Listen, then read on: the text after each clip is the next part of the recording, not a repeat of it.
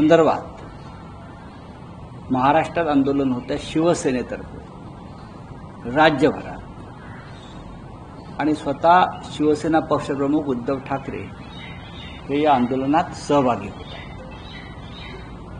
ते आंदोलन अत्यंत महत्त्वाचं. त्याच वेळेला दिल्लीत राहुल गांधी यांच्या नेतृत्वाखाली इंडिया आघाडीचे सर्व खासदार, लोकसभा, राज्यसभा, इतर प्रमुख लोक आम्ही संसद भवनापासून निवडणूक आयोगाच्या मुख्यालयापर्यंत, निर्वाचन सदनपर्यंत मार्च काढणार आहोत, मोर्चा काढणार आहोत.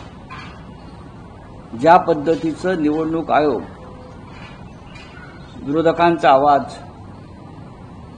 दाबण्याचा प्रयत्न करत आहे, लोकशाहीचे संकेत पायदळी तुडवत आहे, सरकारच्या दबावाखाली काम करत आहे, महाराष्ट्रापासून बिहारपर्यंत मतदार याद्यामधले घोटाळे समोर येत आहेत, ईव्हीएम संदर्भातले प्रश्न